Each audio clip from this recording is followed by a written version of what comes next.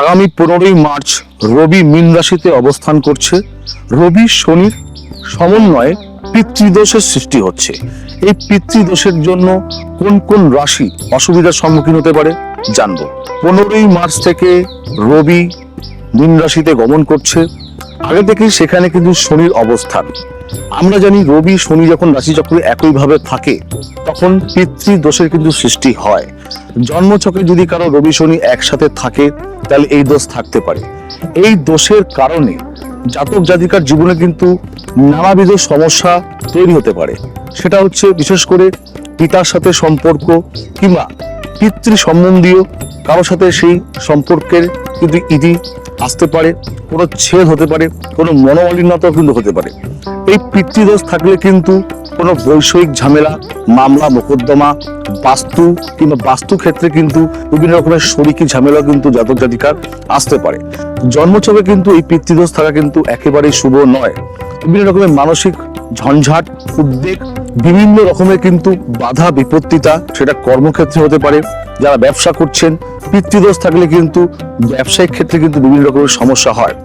উচ্চশিক্ষার ক্ষেত্রে কিন্তু অগ্রগতির ক্ষেত্রে কিন্তু বাধা বিপত্তি, ভালো কেরিয়ার তৈরির ক্ষেত্রে কিন্তু বাধা বিপত্তি আসে। এবং সবসময় বাড়িতে কিন্তু সেই জাতক জাতিকার যদি পিতৃদোষ থাকে তাহলে কিন্তু একটা অভাব অনটন, মানুষের সাথে কিন্তু সখ্যতা কিন্তু বজায় থাকে না।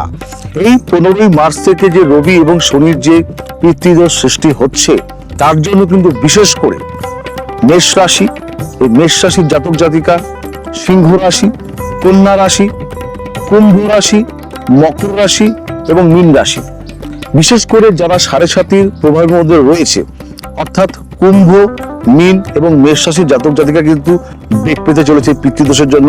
আগামী 1 মাস অর্থাৎ দীর্ঘ 14 এপ্রিল পর্যন্ত কিন্তু থাকবে। এবং যাদের ঢাইয়া চলছে অর্থাৎ সিংহ রাশি কিংবা যাদের ধনু রাশি আছে, এই পিতৃদোষের কারণে কিন্তু আপনাদের কিন্তু নানাবিধ সমস্যা, কোনো রকমের ভালো কাজের ক্ষেত্রে বাধা, যারা পরীক্ষা দিচ্ছেন তাদের ফলাফল, ব্যবসা কিংবা কর্মক্ষেত্রে কিন্তু বিভিন্ন রকমের কিন্তু বিপত্তি সৃষ্টি হচ্ছে। আপনার যদি জন্মছকে পিতৃদোষ থাকে কিংবা গোচরে এই যে পিতৃদোষ সৃষ্টি হচ্ছে, এই সকল রাশির জাতক জাতিকার জন্য কিন্তু বাড়তে কিন্তু সতর্কতা কিন্তু অবশ্যই নেওয়ার প্রয়োজন। প্রত্যেকেই ভালো থাকবেন। বিস্তারিত জানতে কিন্তু যোগাযোগ রাখতেই পারেন।